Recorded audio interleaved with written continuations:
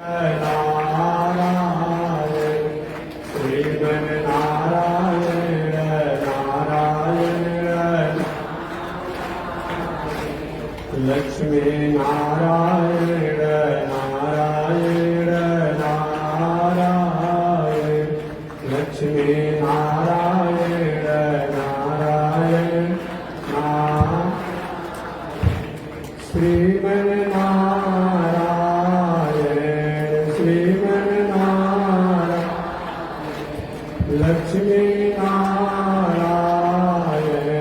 लक्ष्मी नारायण श्रीमन्नारायण नारायण नारायण श्रीमन्नारायण नारायण बोलिए श्री लक्ष्मी नारायण भगवान की।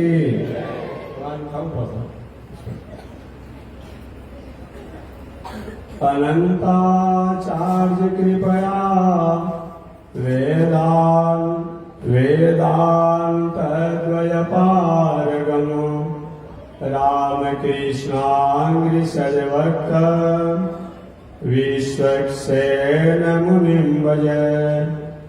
कासायं यज्ञसूत्रम् शुचिवपुषि तथा चौर्वपुण्ड्रं च बाले यस्यास्ते दक्षस्ते कलिकुमतिगिरीन्द्रेन्द्रवज्रं त्रिदण्डं संसाराग्नि प्रशान्त्यै वृतजलममलं दारुपात्रं पवित्रं श्रीविश्वक्सेन सूर्य पदकमलयुगं श्रेयसे संश्रयामि।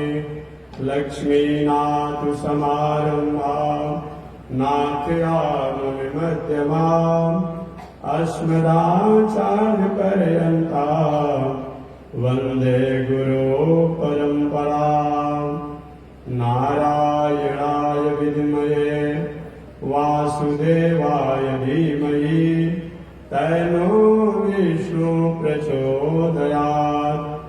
महालक्ष्म्यै च विद्महे विष्णुपत्न्यै च धीमहि तन्नो लक्ष्मी प्रचोदयात् तन्नो लक्ष्मी प्रचोदयात्। परमाराध्य श्री लक्ष्मी नारायण भगवान नित्य वंदनीय पूज्य गुरुदेव श्री त्रिदंडी स्वामी जी महाराज के जुगल चरणों में कोटिशः नमन। भगवत भागवत आचार्य कैंकर्य पारायणमान भाव पावन भूमि पर पावन कथा को श्रवण करते आ रहे हैं आप लोग। पावन कथा प्रसंग अंतर्गत पिछले दिन निवेदन किया गया था। भगवान कपिल देव ने अपनी माता देवहूति को कहा, माता जीवन का लक्ष्य परमात्मा से अपने को जोड़ने का है। चाहे वह जोड़ने का तरीका तीर्थ हो, व्रत हो, यज्ञ हो, दान हो, पूजा हो, पाठ हो, स्वाध्याय हो, योग हो, साधन अलग हो सकते हैं, लेकिन मनुष्य का किसी प्रकार से कैसे भी हो भगवान के चरणों में प्रीति प्रेम होना ही चाहिए। आरता विषयणा शिथिलाश्वजिता घोरेषु च व्याधिषु वर्तमाना संकीर्त्य नारायण शब्दमात्रं विमुक्त दुःखा सुखिनो भवन्तु। चाहे कैसे भी जीव आर्त होकर के, विषाण होकर के, आर्ता विषयणा शिथिलाश्वजिता शिथिल होकर के, असमर्थ होकर के, असहाय होकर के, आर्ता विषयणा शिथिलाश्वजिता घोरेषु च व्याधिषु वर्तमाना, घोर व्याधि के आने पर भी संकीर्त नारायण शब्द मात्रम, उन भगवान श्रीमन नारायण के नामों को स्मरण किया जाता है, कीर्तन किया जाता है, ध्यान किया जाता है, तो विमुक्त दुखा सुखिनो भवंतो, निश्चित रूप में वह जीव आत्म कल्याण को प्राप्त करता है। माता देवती भगवान कपिल देव के उपदेश को सुनकर कहे, बेटा भले आप मेरे पुत्र रूप में, मेरे बेटा रूप में, मेरे संतान रूप में आप आए हैं, कि आप साक्षात भगवान के अवतार हैं। अब मैं इस नश्वर शरीर को संसार में रखना नहीं चाहता। वही माता देवती ने स्वयं अपने पुत्र भगवान कपिल देव को स्मरण, चिंतन, ध्यान करते हुए और अपने शरीर को त्याग किया। जहां पर भगवान कपिल देव की माता जी ने अपने शरीर को त्याग किया, छोड़ा, उसी स्थान को हम लोग आजकल बिंदु सरोवर के नामों से जानते हैं। शास्त्र में 4 सरोवर का महत्व है। सरोवर कब जानते हो? सरोवर माने पोखरा, बहुत बड़ा जलाशय। शास्त्र में 4 सरोवर का बहुत बड़ा नाम है। सरोवर तो बहुत है, लेकिन 4 सरोवर का नाम है। एक सरोवर का नाम है पंपा सरोवर। वो कहाँ है? जहां सबरी मैया का आश्रम है। जहां सबरी इस आश्रम पर रह करके भगवान श्री राम की प्रतीक्षा करती थी, क्योंकि सबरी के गुरुदेव मतंग ऋषि ने कहा था कि सबरी तुम राम राम कह, तेरे घर राम आएंगे। सही में राम जी को आना था। एक सरोवर का नाम है पंपा सरोवर, जो कर्नाटक प्रदेश के किष्किंधा में पड़ता है। दूसरे सरोवर का नाम है मान सरोवर, जो अभी हमारा एक पड़ोसी देश है, उन पड़ोसी देश के अधीन है मान सरोवर। अभी जाने के लिए वहां परमिशन लेना पड़ता है। दूसरा है मान सरोवर, जो एक पड़ोसी देश के अंडर में है। तीसरे सरोवर का नाम क्या है? नारायण सरोवर। नारायण सरोवर का नाम आता है। तो नारायण सरोवर कहाँ है? गुजरात प्रदेश में। आप कच्छ भुज जाते हैं तो कच्छ भुज के नजदीक ही पड़ता है नारायण सरोवर। और नारायण सरोवर से बगल में आपका पड़ोसी देश का बॉर्डर है समुद्र उस पार। तो गुजरात प्रदेश में कच्छ भुज के पास में नारायण सरोवर है, जहां पर बड़े बड़े संत महात्मा ने तपस्या किया, साधना किया। दूसरा सरोवर पंपा सरोवर मैंने बता ही दिया, कर्नाटक प्रदेश में किष्किंधा में है। तीसरा मान सरोवर बता दिया, जो आपके पड़ोस के देश के अधीन में है। और चौथा सरोवर जिसका नाम है बिंदु सरोवर, जो गुजरात प्रदेश में है, जहां भगवान कपिल देव की माता देवहूति ने अपने शरीर को त्याग किया। उनके त्याग होने के बाद वह स्थान आज सिद्धपुर या बिंदु सरोवर के नामों से जाना जाता है।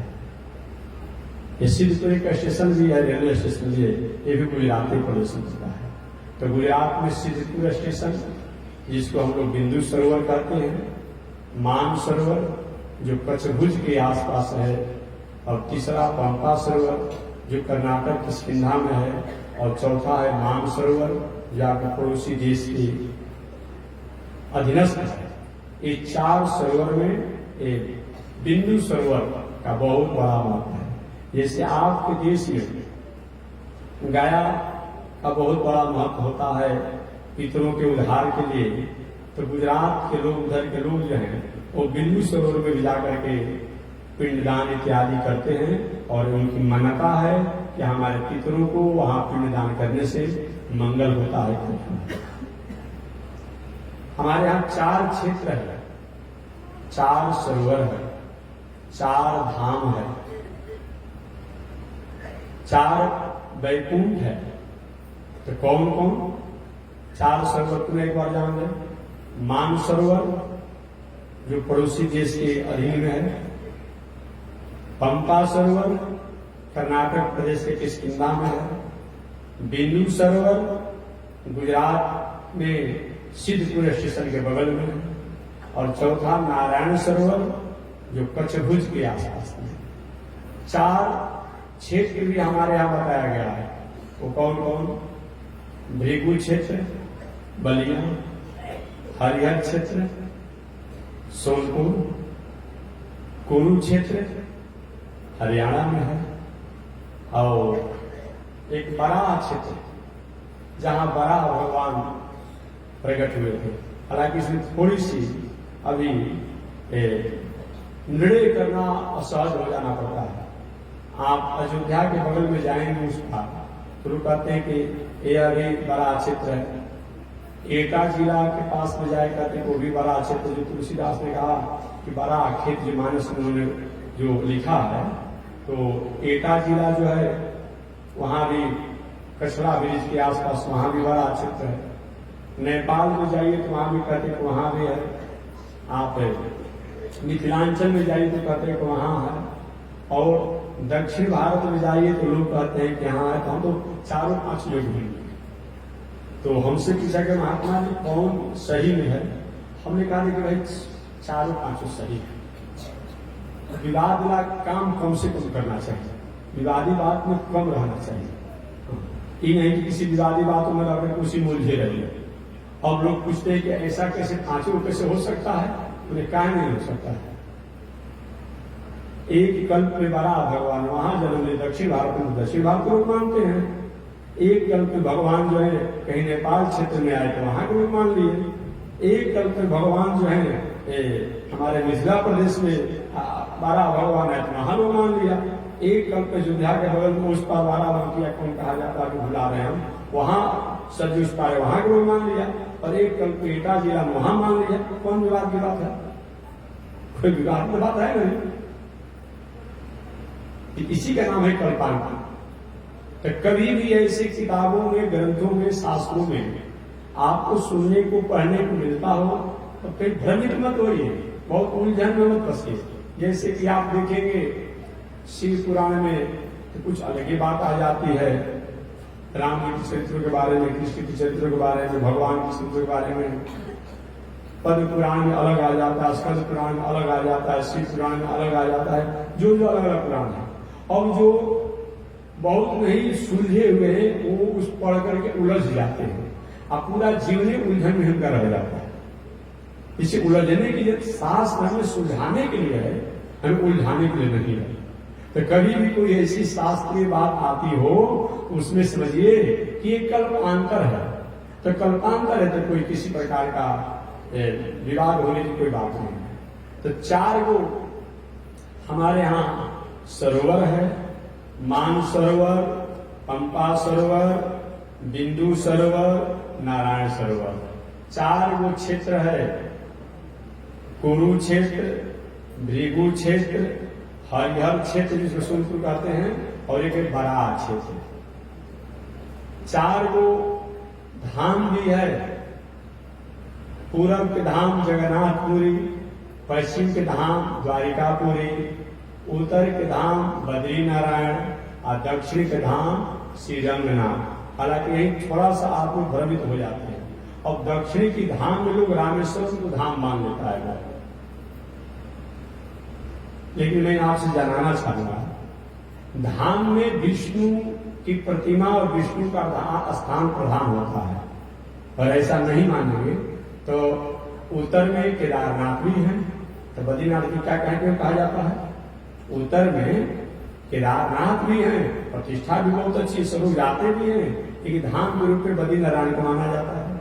पश्चिम में द्वारिकापुरी है तो सोमनाथ है, सोमनाथ में कोई प्रतिष्ठा नहीं है। पूरब में जगन्नाथ भगवान है तो वहीं पर लिंगराज भुवनेश्वर में नाम भूल है तो ठीक कर लीजिएगा आप लोग, वहां भी है। तो फिर दक्षिण में कहीं भूला जाता है आप? और दक्षिण में आप कहते हैं कि रामेश्वर नहीं नहीं, जबकि आप रामचरितमानस सब लोग पढ़ते हैं। बार बार बर मांगहु हर सुदेहु श्री रंग, पद सरोजयन पायने भगति सता सतसंग। बार बार बर मांगहु हर सुदेव श्री रंग, पद सरोज अनपायनी भक्ति सदा सत्संग। यही श्री रंगनाथ भगवान है जो सूर्यवंशियों के प्रधान आराध्य हैं और सतयुग के रंगनाथ भगवान हैं। ये तो त्रेता युग में भगवान श्री राम ने विभीषण जी के आग्रह पर रंगनाथ भगवान को दे दिया। वही रंगनाथ भगवान को लेकर के विभीषण जी जा रहे थे लंकापुरी, नहीं गए, कावेरी नदी के तट पर तो दक्षिण भारत में रुक गए, जो दक्षिण की तरफ मुंह करके, वही रंगनाथ भगवान है। इसीलिए 4 गो धाम है, 4 गो और 4 गो वैकुंठ के समान पवित्र भी क्षेत्र बताया गया है। 4 गो वैकुंठ के समान भी पवित्र क्षेत्र बताया गया है। उन 4 गो वैकुंठ के समान क्षेत्रों में 4 गो उत्तर भारत में, 4 गो दक्षिण भारत में हो गया। उत्तर भारत में बद्री नारायण, मुक्ति नारायण, नैमिषारण और पुष्कर। और दक्षिण भारत में श्रीरंगम, बाला तिरुपति जी, तोताद्री और श्री विष्णु। यह इस प्रकार 4 युग भी होते हैं। माता कपिल जी की माता देवहूति भगवान कपिल जी को बार बार प्रणाम स्मरण चिंतन करते हुए और अपने इस पंचभौतिक शरीर को छोड़ दिया। देखिए, आप कहीं भी किसी ट्रेन में बैठते हैं, ये तो आपका माइंड में रहता है कि हमें उतरना है, लेकिन चढ़ने के उत्साह में रहिए और उतरने के उत्साह में नहीं रहिए, ये तो अच्छी बात नहीं है। जिस उत्साह से आप ट्रेन में चढ़ते हैं, उसी उत्साह से उतरना भी चाहिए। यात्री शायद यही काम करता भी है। जिस उत्साह के साथ यात्री ट्रेन में या किसी गाड़ी पर यात्रा के समय चढ़ते हैं, उसी उत्साह के साथ उतरते समय भी प्रसन्न होते हैं। तो हम और आप जो है इस संसार में आए तो उत्साह था, अमुक आए अमुक आए अमुक आए, उसी उत्साह के साथ हमें जाते समय भी ये मानना ही चाहिए कि हम जाने के लिए ही आए थे। हमारे आने का मतलब ये होता है कि हम जाने के लिए आए हैं। यही संत महात्मा करते हैं और बहुत कुछ अंतर नहीं है, और बहुत कुछ अंतर नहीं है। हम आए हैं कि हमें जाना ही है, कोई स्वरूप नहीं सकता। एक दिन मैंने बताया था कि कंस ने जिस समय भगवान श्री कृष्ण के और शेष भाइयों को यानी देवकी जी और वसुदेव जी के पुत्रों को मार डाला और अंत में एक बालिका तो उसको भी पटक करके पत्थर पर मारना चाहा, वो बालिका उसके हाथों से छूट करके आकाश मार्ग में उड़ गई। अब कंस देवकी वसुदेव से कहता है, बहन और बहनोई जी, इसमें मेरा कोई दोष नहीं है, इसमें मेरा कोई दोष नहीं है। इस संसार में जीव जन्म जब इसका होता है, उसी से उसकी मृत्यु तय कर दी जाती है। एक कंस का उपदेश है भागवत। जिस समय जीव जन्म लेता है, उसी से उसकी मृत्यु भी तय हो जाती है। अतएव इतने ही दिन के लिए आपके पुत्र बन करके आए थे, आपको चिंता नहीं करनी चाहिए। बस देवकी ने कहा कि इससे क्या बोलना और क्या करना, धैर्य को धारण करो। धीर पुरुष जो होते हैं विषम से विषम परिस्थितियों में धैर्य को धारण करते हैं। इसीलिए अच्छे व्यक्ति शरीर हम कितने दिन रहे ये बड़ी बात नहीं है, इस शरीर से हमने कितना अच्छा काम किया ये बड़ी बात है। अब बाकी लोग कुछ लोग तो जीने के लिए अपने आप को खाते हैं, बस खाते हैं कि जीते रहे। लेकिन संत महात्मा भी खाते हैं जीने के लिए नहीं, कि जितने दिन जिए हम उतने दिन करते क्या है या करना चाहिए इसके लिए जीते हैं। हमेशा एक व्यवहारिक उदाहरण में देता हूं। हरिद्वार में रहने वाले एक संत थे, वो उच्च कोटि के साधक थे, साधना तपस्या आराधना से जीवन जी रहे थे। मरने की बारी आ गई, और मरने की जब बारी आई तो कुछ उनके शिष्यों की इच्छा थी कि स्वामी जी को काशी में ही शरीर छूटता तो अच्छा था। तो शिष्यों ने, भक्तों ने कहा कि स्वामी जी काशी में चलिए ना, वहीं रहिए और वहीं शरीर छोड़ देंगे तो अच्छा रहेगा। महात्मा जी ने कहा बेटा कैसे तुमने बात कहा, एक कैसी अजीब सी तुमने बात कही। इस शरीर द्वारा जो हमें करना था वो मैंने कर लिया, चाहे अब हम हरिद्वार में मरे, व काशी में मरे, व अयोध्या में मरे, इससे कोई मतलब नहीं। वृक्ष से जो पत्ते टूट चुके हैं वो पत्ते चाहे अब गिरे कहीं भी, उससे कोई मतलब नहीं है। जब तक वृक्ष में पत्ते थे तब तक उसकी हरियाली से मतलब थी, छाया से मतलब थी, अब उसको गिरने से मतलब नहीं है। अब ये शरीर चाहे कहीं भी गिरे उसका कोई परवाह नहीं है। इस संत महात्मा ज्ञानियों का अपना विचार होता है। असमान लोग क्या करते हैं, जिंदगी भर उपद्रव करेगा, जिंदगी भर उपद्रव। मरने की बेला क्या होता, काशी में चल के मुमुक्षु भवन में मर जाए तो मोक्ष होगा। बताइए ना, ये कोई मतलब होता है। और बक्सर में चल के जला दिया जाए तो मोक्ष हो जाएगा। जीवन भर उपद्रव करिएगा, बक्सर में जलाने से कल्याण हो जाएगा। जीवन भर उपद्रव करिए, काशी में मुमुक्षु भवन में मरने से कहता हो तो मुमुक्षु भवन से लौट कभी आ जाते हैं।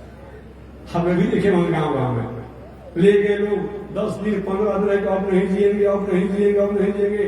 10 दिन 15 दिन 20 दिन रहे, अब फिर बैठ कर खाने पीने लगे, बोलने लगे, अब लौटा कर ले आया। अजय लौटा कर आया तो 2-4 दिन बाद घर ही मर गए। तो मैं ये नहीं कह रहा हूं कि आप काशी मत मरिए, अन्नत जाइए, लेकिन हमारा कर्तव्य भी अच्छा होना चाहिए, हमारा व्यवहार भी अच्छा होना चाहिए। और कर्तव्य व्यवहार हमारा अच्छा है तो हम कहीं भी मरेंगे, कोई परवाह नहीं है। इसीलिए शास्त्र में 2 वाक्य बताया गया है। ये भगवान श्री कृष्ण का वाक्य है। प्रथम वाक्य तो यह भगवान ने कहा कि जम जम वापी स्मरण भावम त्यजम त्यक्तम कलेवर।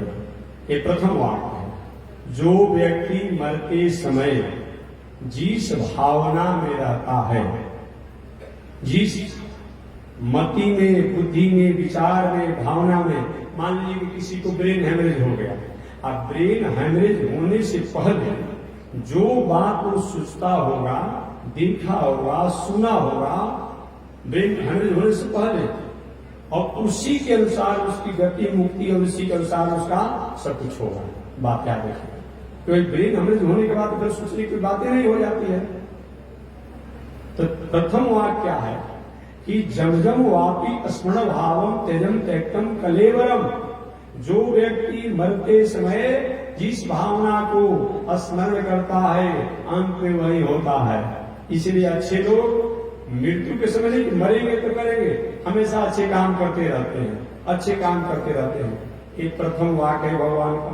और दूसरा वाक्य भगवान का क्या है कि समान लोगों पर नियम लागू होगा।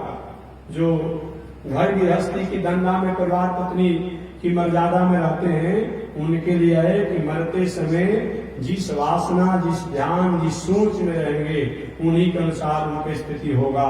परंतु भगवान के अगर भक्त होंगे, भगवान के अगर भक्त होंगे, हमेशा परमार्थ में लगे रहते हैं।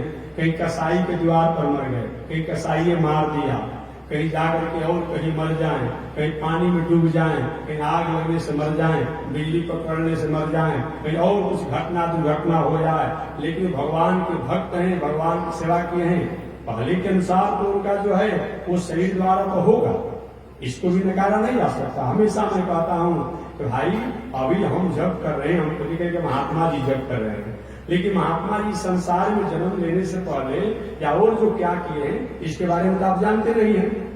तो अभी के तो हमारे सुकृतों का आपने जान गया, लेकिन हमारे द्वारा और जो हुआ उसको तो आप नहीं जानते हैं, तो उसका भी तो फल हमको इस शरीर से भोगना पड़ेगा ना। इसीलिए ऐसा कभी होता है तो जानना चाहिए। तो दूसरा भगवान का वाक्य है, यदि वातादि दोषेण मदभक्तं न स्मरेत् अहम अस्मरामि मदभक्तं नयामि परमां गतिम्। ये भगवान का 2 वाक्य। एक तो वाक्य बोले जब जब वापी स्मरण भावम त्यजम त्यक्तम कलेवरम। और दूसरा कहते हैं यदि वातादि दोषेरम, यदि वातादि दोषेरम, वातादि माने क्या होता है? बात, पीत, कफ इत्यादि दोष के कारण से बहुत होते हैं। कहीं बात का बहुत बड़ा प्रभाव हो गया, अब शरीर में इतना दर्द है, बात हो गए कि चिल्लाते हैं, मर जाते हैं। पीत, कफ, कफ इतना हो गया, पीत इतना हो गया कि अंत में भगवान का ध्यान नहीं आया। आज जिंदगी भर पूजा पाठ भजन भाव किए हैं, क्या हमका अधोगति होगा? नहीं नहीं नहीं। भगवान कहते हैं यदि वातादि दोषेरा मद भक्तम न स्मरे अहम स्मरामि, स्पष्ट लिखा है, अहम स्मरामि मद भक्तम नयामि परमाम गते। तो ऐसे भक्तों को हम स्मरण करते हैं, आज परम कल्याण को प्राप्त कराते हैं। इस प्रकार शास्त्रों में बताया गया है। तो मैं निवेदन करना चाह रहा था कि माता देवहूति भगवान कपिल देव को स्मरण चिंतन करते हुए और वहीं पर शरीर को पात कर दिया, निपात कर दिया, छोड़ दिया, त्याग दिया। वही माता देवहूति के शरीर से जो जल हुआ वो आज बिंदु सरोवर के नामों से जाना जाता है। भगवान कपिल देव अपनी माता देवहूति का संस्कार करके, जैसा संस्कार होना चाहिए संस्कार करके, और अब पिताजी पहले ही चले गए थे, बहनों का विवाह हो ही चुका था, अकेले भगवान कपिल देव का विवाह हुआ नहीं था। अभी यात्रा की और यात्रा किए तो पूरब की यात्रा करते करते सागर के तट पर पहुंच गए। बहुत तो कथा कहने में कहते गंगा सागर तक पहुंच गए। अरे भाई गंगा उसमें आई कहां से कि आप गंगा सागर कह दिए? लेकिन कहा जाता है भावना में, कभी कभी हम लोग से भी कहा जाता है, अगर ध्यान नहीं दिया जाए तो। लेकिन गंगा सागर मत कहिए, नहीं तो थोड़ी सी कथा में थोड़ा सा त्रुटि हो जाएगी। कभी तो गंगा जी आई ही नहीं है सागर में, तो गंगा सागर कैसे कह देंगे आप?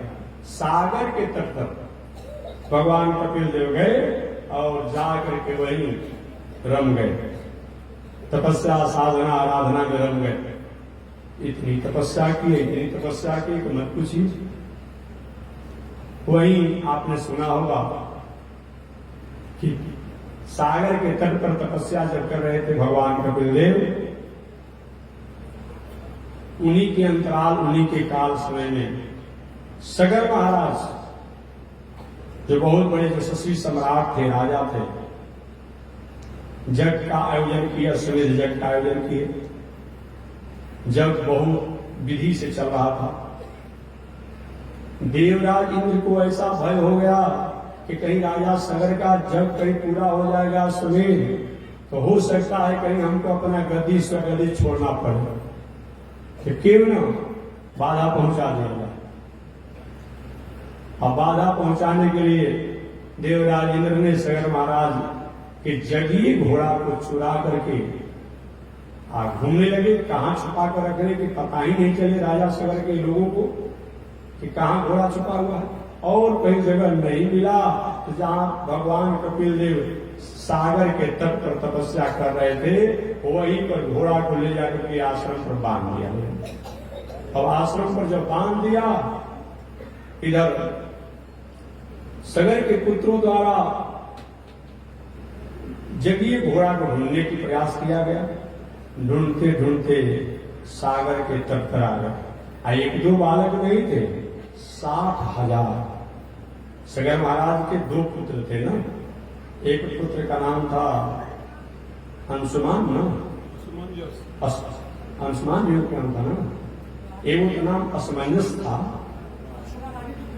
अच्छा, असमंजस और एक नाम असमंजस था। तो असमंजस तो थोड़ा बहुत अच्छे नहीं थे, जिनका नाम ही असमंजस है, ये तो अच्छे नहीं थे। और बाकी 7,000 और भी उनके पुत्र थे। और क्या कि ये लोग जगीय घोड़ा को ढूंढने लगे और ढूंढते ढूंढते पहुंच गए। कोई समान नहीं थे। कहा जाता है कि जोजन भर खोदे बलवाना। कैसे बलवान थे लोग? एक बार हाथों को मारते थे तो 1 योजन की मिट्टी कबाड़ देते थे। कैसे कोई जिसमें कबाड़ देता है, बहुत बड़े होता है, बड़े बलिष्ठ थे। अब लोग ढूंढते ढूंढते उस मिट्टी खाते कुछ छोड़ देते तो कहा जाता कि उसे और समुद्र गहरा हो गया। पहले तो समुद्र था ही लेकिन और गहरा कर दिया इन लोगों ने, और पहुंच गए सगर महाराज के वंशज पुत्र लोग भगवान कपिल देव के आश्रम पर। कम से कम कुछ पता करना चाहता था, पता नहीं किए, जाकर वहां बोलना शुरू कर दिए। अनुशासन विहीनता से संपन्न होकर के अपनी भाषा को उपयोग करने लगे। चोर साधु का वेश बनाकर के चोरी का घोड़ा अपने पास छिपा कर रखा है, या ढोंगी है, अमुक है। बहुत देरों के बाद कुछ साप नहीं दिए भगवान कपिल देव। अरे भाई, आप अग्नि में हाथ डाल दीजिए, अगर हाथ आपका जल जाए तो अग्नि को आप दोष दीजिए कि काहे अग्नि मेरा हाथ जला दिया। नहीं नहीं, आपको डालना ही नहीं चाहता था। अब उनकी और तपस्या हुई थी। भगवान कपिल देव ने जब ही नेत्रों को खोला, भाई कहां से आवाज आ रही है, कौन कैसा बोल रहा है, और जब ही नेत्रों को खोले हो गया कल्याण, स्वाहा हो गए लोग, 60,000 पुत्र। और इधर घोड़ा ढूंढने वाला का पता ही नहीं चल रहा था। किसी तरह से नारद जी द्वारा पता चला कि महाराज आपके 60,000 पुत्र भगवान कपिल देव के आश्रम पर अनुशासन विहीन व्यवहार किए, जो उनके तेज से, नेत्रों के तेज से समाप्त हो गए। अब आगे कल्याण का उपाय किया जाए। वही कल्याण के उपाय के लिए 3 पीढ़ी तक, 1-2 पीढ़ी तक नहीं, अंशुमान, दिलीप, भगीरथ, 3 पीढ़ी तक तपस्या किया गया। तब राजा भगीरथ द्वारा गंगा जी को प्रसन्न किया गया। गंगा जी के मैं चलूंगा तो जरूर, लेकिन मेरे भार को कौन सहन करेगा, कौन स्वीकार करेगा। बहुत बाउन शंकर जी से प्रार्थना किए, बाबा ने कहा ठीक है। फिर शंकर जी अपने सिर पर धारण किए। उसके बाद पुनः वही रहने लगे गंगा जी के, हम आगे कहां बढ़े। बाद में तपस्या करके शंकर जी के जटा द्वारा गंगा जी को इसे पृथ्वी पर लाया गया।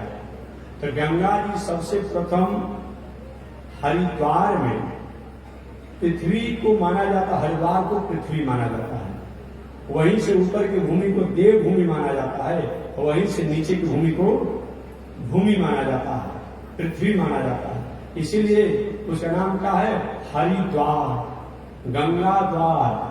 हरिद्वार का एक नाम भी क्या है, गंगा द्वार। गंगा जी वही पृथ्वी पर आई, और भगीरथ राजा के रथ के बीच के क्षेत्रों से वह बहती हुई चली जा रही थी, इसलिए उनका एक नाम भगीरथी गंगा है। समय आते आते एक ऋषि तपस्या कर रहे थे, जहनु बाबा, और भगीरथ जी अपना आनंद में, उत्साह में थे कि भूल गए कि कम से कम ऋषि के आश्रम को बसा तो देना चाहिए। और वो जहनु बाबा के आश्रम मालूम पड़ा कि वह गंगा जी के जल द्वारा बह जाएगा, और उन्होंने कहा मेरे आश्रम पर विचार नहीं किया गया। अब आचमन किए, आचमन में गंगा जी सूख गई। राजा भगीरथ के 3 पीढ़ी के परिश्रम के बाद गंगा जी को लाया गया। पितरों के कल्याण के लिए क्या हो गया, पुनः उनको मनाए, प्रसन्न किए गए कि ठीक है, जब तुम्हारे द्वारा गलती अपने को मान लिया, तो ही जहनु द्वारा आगे वो गंगा जी चली, तो जाह्नवी गंगा के नाम से जानी गई। उधर से तो भगीरथी गंगा जानी गई, अब बाद में उन्हीं का नाम जाह्नवी गंगा हो गया। वो जाह्नवी गंगा के नाम से वो जानी गई, और आते आते उस सागर में आकर के मिल गई, तो उनका नाम हो गया गंगा सागर। बोलिए गंगा सागर क्षेत्र की, भगवान कपिल देव जी की। और वही सगर महाराज के वंशजों का, राजा भगीरथ के कुल खानदान के लोगों का तरण तारण हुआ। उनका तो तरण तारण हुआ ही, हमें दुनिया के लोग उसके बाद से कितना तरण तारण प्राप्त कर रहे हैं अनगिनत प्राप्त कर रहे हैं। काश गंगा जी नहीं होती तो जो वैदिक परंपरा में अपना निष्ठा रखते हैं, संस्कृति संस्कार सभ्यता में निष्ठा रखते हैं, उनकी अरमान उनकी भावना अधूरी रह जाती। ऐसे भगीरथ महाराज द्वारा जो प्रयास करके गंगा जी को लाया गया वह मानव के तरण तारण और कल्याण के लिए श्रेष्ठ बताया गया है। तो वही भगवान कपिल देव है। काश भगवान कपिल देव अगर नेत्रों की उनकी आभा से तेज से सगर के पुत्र अगर नहीं समाप्त हुए होते तो गंगा जी देवलोक में रहती, हम लोग को दर्शन का मौका नहीं मिलता। तो कभी कभी किसी महापुरुषों का, देवताओं का, भगवान का कभी कभी अनुशासन भी, आवेश भी समाज राष्ट्र और प्राणियों के मंगल नहीं होता है। प्रत्यक्ष रूप से भगवान कपिल देव द्वारा अगर कहीं सगर के पुत्र भस्म नहीं हुए होते तो गंगा जी की कृपा दुर्गुण से उसमें नहीं हो और विष्णु का भक्त हो, उनसे वह ब्राह्मण से श्रेष्ठ है जो ब्राह्मण हो करके भी आचरण और नैतिकता पर अपना जीवन नहीं जीते। सप्तचोपी महीपाला विष्णु भक्तो द्विजाधिका विष्णु भक्ति विहीनस्त जतिश्च सपचागम। विष्णु भक्ति विहीनस्त होना चाहिए। विष्णु भक्ति विहीनस्त जतिश्च सपचागम। कहते इतना ही नहीं, अगर सन्यासी का भेष कोई बनाया हो और सन्यासी का भेष बना करके सन्यासी की दिनचर्या जो होती है उस पर नहीं रहता हो, सन्यास लेकर के घर की गृहस्थी में रहने वाले लोग जो हैं जैसे अपने पत्नी बाल बच्चों की मर्यादा में रहते हैं, ऐसे अगर सन्यासी जी होकर के अगर ऐसा जीवन जीते हैं तो उन सन्यासी से वह शमशान पर आग देने वाला, शमशान पर काम करने वाला व्यक्ति श्रेष्ठ है जो सन्यास लेकर के जैसे श्रेष्ठ है। इसलिए व्यक्तित्व का बहुत बड़ा महत्व होता है। हमेशा मैंने एक महाभारत की कथा सुनाया था कि महाभारत में कथा आपने सुना होगा, कुछ दिन पहले मैंने सुनाया था कि हमारे यहाँ व्यक्ति का आदर है लेकिन व्यक्तित्व का और आदर है। केवल व्यक्ति हो व्यक्तित्व नहीं हो वैसा आदर नहीं है। महाभारत में ऐसा प्रसंग आता है कि धर्मराज युधिष्ठिर जी द्वारा जग का आयोजन किया गया था और जग के आयोजन में यह तय किया गया था, घंटा बांध दिया गया था कि जग को पूर्ण तब माना जाएगा, जग को सफल तब माना जाएगा, जग को श्रेष्ठ तब माना जाएगा, जग को अच्छा तब माना जाएगा कि अच्छे तरीके से पूरा हुआ जब घंटा अपने से बजने लगेगा। जैसे आप कभी 4 बजे का 5 बजे का घड़ी में अलार्म लगा देते हैं और जब अलार्म लगा देते हैं तब आपको 4 बजे घड़ी को बताना नहीं पड़ता है कि बजे, बताते हैं अपने से बजने लगता है। कहीं बैटरी तो सब ठीक ठाक हो, कहीं बिगड़ा ना हो, अपने से बजने लगता है। ठीक वही बात है, वो घंटा टांग दिया गया था अर्थात कि घंटा जब बजने लगेगा तो माना जाएगा जग शुद्ध और ठीक हुआ है। बहुत जग की तैयारी अच्छी हुई, बहुत अच्छी तैयारी हुई थी, मत पूछिए। हम तो मिट्टी के पात्र जुटाने में परेशान हो जा रहे हैं। एक जब करना होता तो जिला के जिला चंदा मांगना पड़ता है, इससे नहीं मुझसे सहयोग लेना पड़ता है। लेकिन धर्मराज युधिष्ठिर भाई, एक तो धर्मराज युधिष्ठिर जी जग कर रहे हैं, बहुत बड़ा तैयारी पूरी दुनिया में नाम था, सभी लोग आए थे। धर्मराज युधिष्ठिर जी जग कर रहे हैं और लगभग जग समापन की तरफ था, घंटा बज ही नहीं रहा था। अब लोग उदास हो गए, कौन सी त्रुटि रह गई भाई कि अभी तक घंटा नहीं बज रहा था। सारे लोग के मन पर उदासी हो गई, मुख पर उदासी हो गई। उसी समय नारद बाबा आ गए। मैंने कहा ना कि नारद बाबा नहीं हो तो ना कोई जग होगा, ना पूजा होगा, ना पाठ होगा, ना झगड़ा होगा, ना शांति होगा। सब कहीं कहीं नारद बाबा को आ ही जाना। अब जो भी कथाएं सुनेंगे ना वो कथाओं में कहीं न कहीं नारद जी को चाहे समझौता कराने के लिए, शांति करने के लिए, झगड़ा लगाने के लिए, पूजा बताने के लिए, साधना बताने के लिए, जो भी हो नारद बाबा आ ही जाते हैं। नारद बाबा वहां पर पहुंच गए। महाराज जी, इतना विशाल इतना बड़ा जग किया गया, अब फिर भी घंटा नहीं बज रहा है, जग में कौन सी त्रुटि रह गई? नारद जी का है त्रुटि है। महाराज कौन सी त्रुटि है? सोना के पात्र बनाए गए, जगीय वस्तुओं के लिए सोना के पात्र बनाया गया है, दान दक्षिणा में कमी किया नहीं गया, सत्कार समान भोज भंडारा में कमी किया नहीं गया, और कौन सी कमी रह गई?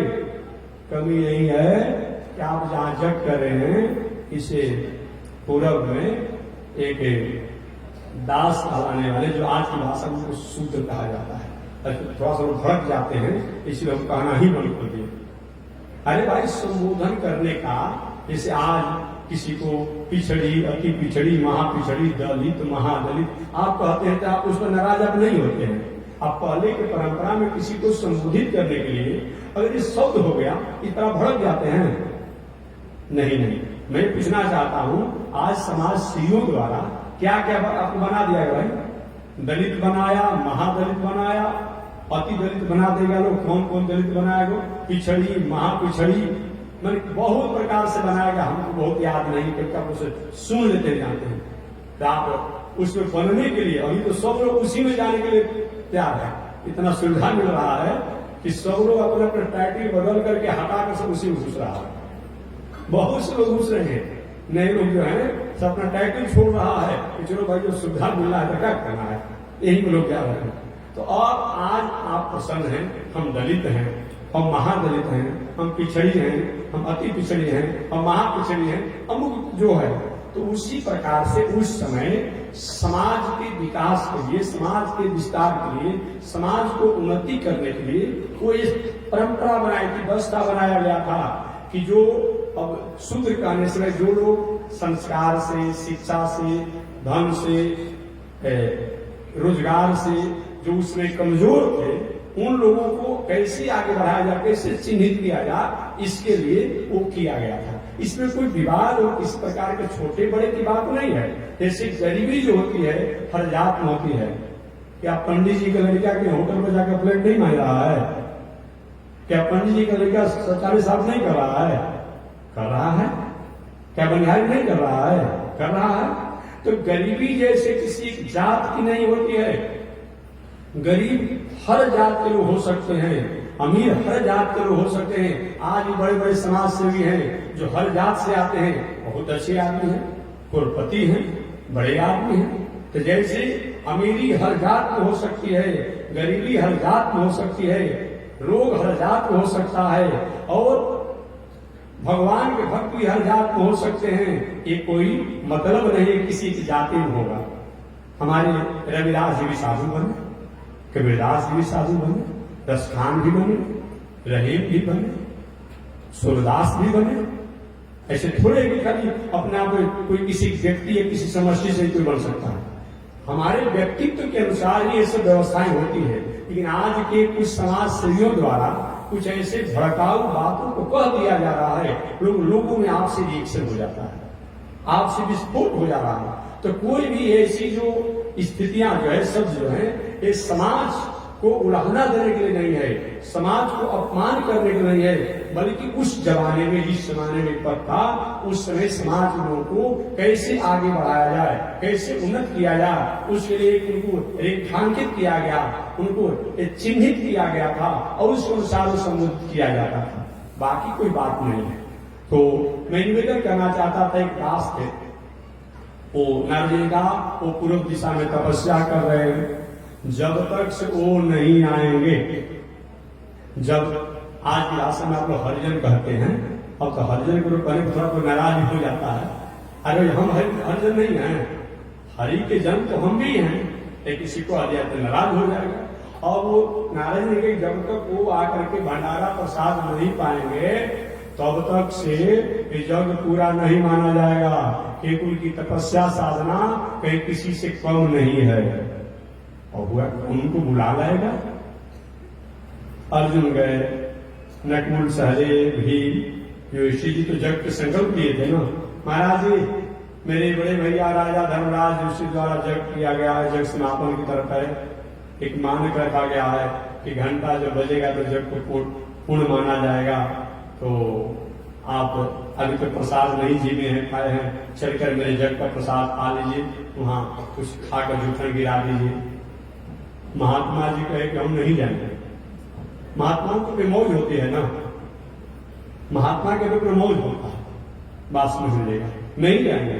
अरे बाबा क्या बात करते हैं, हम उतने दूर से, एक तो हम धर्मराज ऋषि के भाई हैं, जग में हो रहा है, जग समापन की तरफ है, मैं आपको आग्रह करके लेने के लिए आया हूं, और आप कहते मैं नहीं जाऊंगा। क्यों नहीं जाएंगे आप? एक मैं नहीं जाता। बाबा क्यों नहीं जाते आप?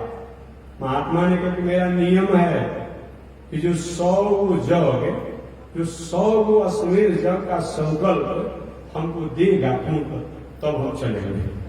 और तो पांडवों का पाप पकड़ रहे, अभी तो एक जग हमारे भाई द्वारा हो रहा है, 100 जग का संकल्प जो देगा तब हम चलेंगे। कहने कि महात्मा बहुत विचित्र फुकरा के होते हैं। 100 अश्वमेध जग का संकल्प देंगे तब मैं चलूंगा। अब तो पांडव लौट गए, अब क्या पूछ सकते थे। द्रौपदी जी ने देखा कि पांडव उदास है, जग सारा पुनावती की तरफ है, लेकिन घंटा नहीं बज रहा है, सब उदासी में है, क्या किया जाए। द्रौपदी ने घटना को जाना पांडवों द्वारा, क्या बात है, क्योंकि यही कारण है, एक महात्मा जब तक पाएंगे नहीं और तब तक से घंटा बजेगा नहीं, ऐसा नारद जी ने बताया है। द्रौपदी का उनको आज्ञा होगी तो होती तो मैं जाकर महात्मा को बुलाऊंगा। हाँ जाओ। अब गई द्रौपदी जी, और द्रौपदी जाकर के महात्मा जी को अभिवादन किया। महाराज जी मेरे पतिदेव जग किए हैं, जग समापन की तरफ है, आप चलकर के भंडारा का प्रसाद खा लीजिए ना। महात्मा जी ने वही बातों को दोहरा दिया जो पांडवों से बात कहे थे कि 100 अश्वमेध जग का संकल्प जो हमें देगा वो तब मैं चल रहा। मैंने कहा ना कि जब जब भी हमारा देश कहीं सुधरा है, कहीं बचा है, रक्षा हुआ है, माता जी की कृपा के कारण। आज जब जब भी देश कहीं हमारा संकट में फंसा है, माता जी के कारण। बात समझ गए? क्यों मैं क्यों ऐसा कहता हूं? इसीलिए कहता हूं द्रौपदी जी द्वारा, अभी की बात नहीं है, वो उस प्रारंभ में द्रौपदी जी द्वारा अगर कहीं शब्दों को नहीं बोला गया होता तो पांडवों के जीवन में जैसी संकट आई वो संकट नहीं आता कि अंधा का लड़का अंधा नहीं होता है। क्या मिला? सीता जी द्वारा। अरे सब लोग जंगल में जाते हैं, आप लोग हर साल घूमने के लिए जाते थे, तीर्थ यात्रा करने, ऐसे भी पर्यटन में जाते हैं, पर्यटक भूमन पर जाते हैं, आप जाते हैं नहीं जाते हैं? भगवान श्री राम भी 14 वर्ष जंगल में जाते हैं, क्या दिक्कत है? संत महात्मा ऋषियों के आसन पर आते हैं। लेकिन सीता जी ने क्या किया?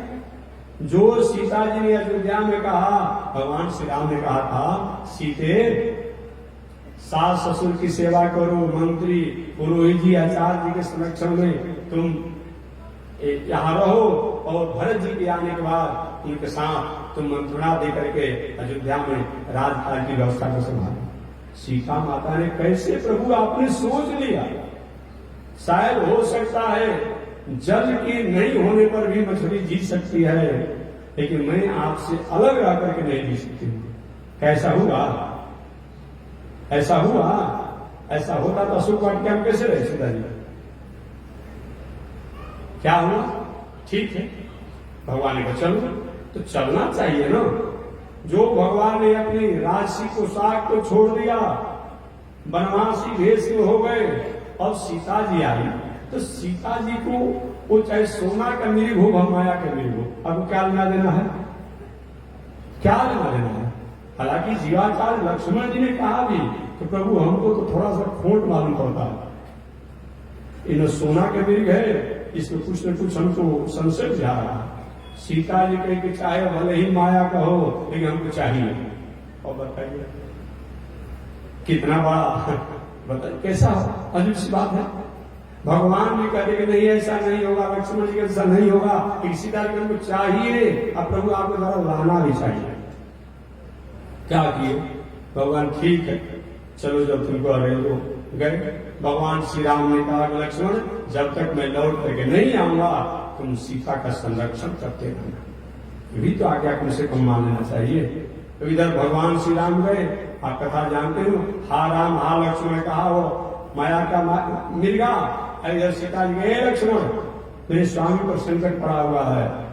लक्ष्मण जी ने कहा पृथ्वी महाप्रलय हो जाएगा दुनिया में, राम जी पर कोई संकट की उम्मीद नहीं है। अब सीता जी का तेवर गर्म हो गया। क्या कहते हैं, एक वह सौतेला जो है जो षड्यंत्र कराकर अपनी माता और दासियों द्वारा हमको हमारे स्वामी को जंगल में भेज दिया, एक तुम सौतेले हो जो न खाते हो न सोते हो और हमेशा देखते रहते हो। मरण वचन सीता जब होगा, अरे कौन ऐसा मरण वचन होगा? मानसकार भक्त है ना, तो भक्त जो है पर्दा देकर कोई बात करता है, बात समझेगा। रामचरितमानस में मानसकार भक्त है, तो भक्त है तो पर्दा देकर के भक्त बात करता है। कोई भी बात होता है तो आज जो ऋषि लोग होते हैं अपनी बात कर देते हैं। वाल्मीकि जी ने स्पष्ट कर दिया हम बहुत बड़ा लुटेरा था, ऐसा कोई कहेगा जी? ऐसा कोई कहेगा कि वाल्मीकि ने मैं बहुत बड़ा अपराधी था, बहुत बड़ा लुटेरा था? तो ऋषि लोग अपना भी दोष होता है कह देते हैं, इसलिए उनको ऋषि कहा जाता है। अब भक्त जो होता है पर्दा देकर कोई बात करता है। तो रामचरितमानस में मानसकार ने बस इतना ही कहकर आगे बढ़ गए, बहुत कुछ नहीं कहे कि मरण वचन सीता जब भूला। यहाँ भी थोड़ा सा कुछ शब्द होता है कि भूला शब्द। अभी तुलसीदास जी को स्त्रीलिंग पुल्लिंग और नपुंसक लिंग का ज्ञान नहीं था क्या? ऐसा क्यों बोल दिया कि मरण वचन सीता जब बोला, सीता बोला, ऐसा क्यों हुआ भाई? फिर विचार करते हैं आप क्यों बोला शब्द प्रयोग दिया गया? सीता जी नहीं बोल रही है, सीता जी बोलती तो बोली शब्द का प्रयोग और कुछ किया जा सकता था, लेकिन यहां सीता जी का पाप बोल रहा है, अब पाप पुल्लिंग है। सीता जी नहीं बोल रही है, सीता जी का पाप बोल रहा है, सीता जी का दोष बोल रहा है, सीता जी का खोट बोल रहा है, सीता जी का जो और जो कहे पाप बोल रहा है। इसलिए मर्म वचन सीता जब बोला, कौन सा मर्म वचन? तो यही बात को ये वाल्मीकि रामायण में है कि एक ही सत्य याद रखो, अगर मेरे स्वामी कहीं मारे जाएंगे राक्षसों द्वारा तो तुम एक सोचते होगे कि मरने के बाद मैं कहीं अपने आप में पुनर्विवाह करूंगा और हाथ पकड़ूंगा, ऐसा नहीं होगा। और कह करके सीता जी रोने लगी। वाल्मीकि रामायण, आध्यात्म रामायण, काकभूषणी रामायण, लोमस रामायण, जो वशिष्ठ रामायण, ये सब संस्कृत में थोड़ा थोड़ा संगीत किया गया है, मानस में नहीं है। रोने लगी सीता जी। उस समय लक्ष्मण जी का हृदय जो है डोल गया और कहे अरे जो मैं शब्द में नहीं सोच सकता वो हमारे पर ऐसी भावना हो रही है। ठीक है, आप एक रेखा में संकेत कर रहा हूं, यहीं पर आप रहना, मैं जाता हूं। कहा मानी सीता जी? तो जब जब भी माताएं थोड़ी सी अपने स्वरूप से कहीं हटती है तो संकट आ जाता है, और जब जब माताएं ठीक रहती है आया हुआ संकट भी टल जाता है। चाहे वर्तमान समय की बात हो, भूतकाल की बात हो, भविष्य काल की बात हो, तीनों कालों में बात जो है यही होती है। वही मैं निवेदन का तीनों कालों में ये बात बताया गया। इसीलिए माताओं को हमेशा दुनिया में कानून बनते रहे, रोज कानून बनते रहेंगे, बिगड़ते रहेंगे, लेकिन आप अपनी गरिमा में रहो, आप अपनी मर्यादा में रहो। आपकी मर्यादा राष्ट्र के लिए, समाज के लिए, समष्टि के लिए, सृष्टि के लिए, प्रकृति के लिए और प्राणियों के लिए मंगलकारक। दुनिया बदलने दीजिए, दुनिया बदल रही हो, दुनिया को बदलने दीजिए, आप मत बदलिए। द्रौपदी जी ने कहा बाबा क्या आपने कहा? एक बात पुनः कहिए। एक मैंने कहा कि सर्वस्मेध जग का पुण्य हमको दो तो लूंगा। द्रौपदी जी ने कहा कि आप संत महात्मा लोग कहते हैं कि संत मिलन को जाइए तज ममता अभिमान, और जीव जीव पग आगे बढ़े कोटि में यज्ञ समान। क्या बाबा 100 से कोई पूरा नहीं हुआ? अब तो महात्मा जी चुप लगा गए।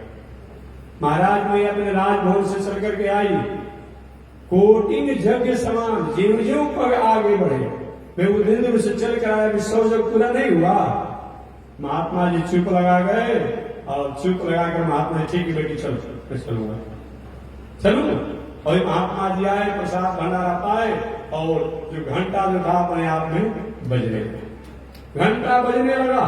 तो वही मैं निवेदन करना चाहता हूं कि हमारे वैदिक परंपरा में व्यक्ति का महत्व है, लेकिन व्यक्तित्व का महत्व कहीं कम नहीं है। इस बातों को श्री वचन भूषण में श्री वचन भूषणकार कहते हैं, सतचोपी महीपाल विष्णु भक्तो दिलाधिका विष्णु भक्ति विहीनस्त जतिश्च सतसाधम।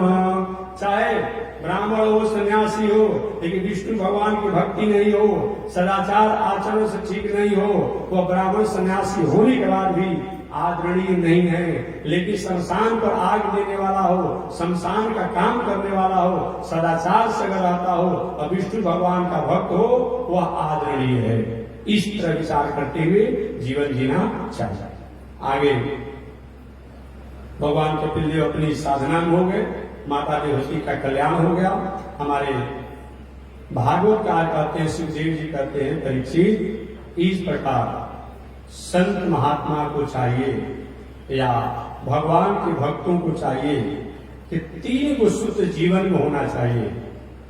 सबसे प्रथम विश्वास, संबंध और समर्पण। 3 चीज होना चाहिए जीवन में। क्या होना चाहिए? विश्वास, संबंध और समर्पण। सबसे पहले तो विश्वास होना चाहिए, लेकिन विश्वास का जो पात्र है उसी पर विश्वास करना चाहिए। ये नहीं हनुमान के पास गुरु बनकर के आ गया था काल में, तो पहले परखिए। अरे साधारण को सब्जी या फल खरीदना होता है, कपड़ा खरीदना होता है, तो 3-4 गो लौट पलट करके देखते हैं, पूछते हैं कब का खरीदा है, कहाँ का खरीदा है, कितने में खरीदे हैं, इसी पर कुछ कर दीजिएगा। तो विश्वास होना चाहिए, और विश्वास के बाद संबंध भी होना चाहिए। उससे संबंध, बिना संबंध कोई काम होता है? संबंध होना चाहिए। और समर्पण की भावना होना चाहिए। इस प्रकार श्रद्धा, विश्वास, समर्पण के द्वारा भक्ति को पुष्ट करना चाहिए। श्रद्धा, विश्वास और समर्पण के द्वारा भक्ति को पुष्ट करना चाहिए। अगर ऐसा अगर हम करते हैं तो निश्चित रूप में हमारे जीवन में मंगल को प्राप्त होता है। इस प्रकार सुखदेव जी ने निवेदन किया। आगे हम लोग 4थे स्कंद की कथा में प्रवेश करेंगे, तो आज यहीं पर अपने वाणी को मैं विराम दूंगा। कल 4थे स्कंद की कथा में राजा परीक्षित श्री सुखदेव जी महाराज से पूछेंगे कि हे ईश्वर, आपने जो मनु की कथा सुनाई, तो अब शंभु मनु के और वंश परंपरा की बात विस्तार से सुनाइए कि शंभु मनु जी के आगे चलकर के वंश परंपरा में कौन कौन से पुत्र हुए, कौन कौन सी पुत्रियां हुई, और पुत्रों के कौन कौन से वंश परंपरा में कौन पुत्र हुए, पुत्रियों द्वारा कैसे वंश परंपरा चला। महाराज इसको विस्तार से बताइए। तो शेष वंश परंपरा कथा विस्तार से अगले दिन में बताऊंगा। आज इसी के साथ मानी विराम। एक बार भगवान का नाम। श्रीमन नारायण लक्ष्मी, श्रीमन नारायण नारायण नारायण, श्रीमन नारायण नारायण। बोलिए श्री लक्ष्मी नारायण भगवान की, विश्व जगदाचार्य श्री त्रिदंडी स्वामी जी महाराज की। हरि ओम। शांति शांति शांति।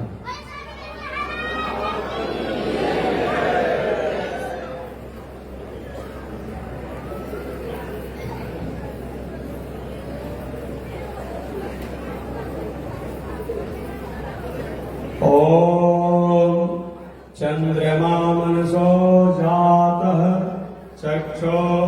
बालक को प्रसाद दीजिए जल्दी, तो बालक को प्रसाद दीजिए जल्दी, किसी जो है लड़का लोग। ओम चंद्रमा मनसो जातः चक्षो सूर्यो अजायत श्रोत्राद्वायुष प्राण समुखाग्निरजायत श्रीशुते लक्ष्मी सुवर्ण्यावहोरात्रे आश्वे नक्षत्राणि रूपमस्मिनव व्यातम् ईश्वे निकाला मोमयि काल सर्वलोकं मयि काल कासायं यज्ञसूत्रम् शुचिवकुशितभा चोर्वपुण्ड्रं च वाय यस्यास्ते दक्षरस्ते कलिकुमतिगिरीन्द्रेन्द्रवज्रं त्रिगण्डं संसाराग्नि प्रशान्ते मृतजलममलं दारुपात्रं पवित्रं श्रीविश्वक्सेन सूरे पदकमलयुगं श्रेयसे संश्रयामि अमर्याद शूद्रस चलमति रसोयाब्द सबगो कृतघ्नो दुरमानि स्मर परवसो वंचन वर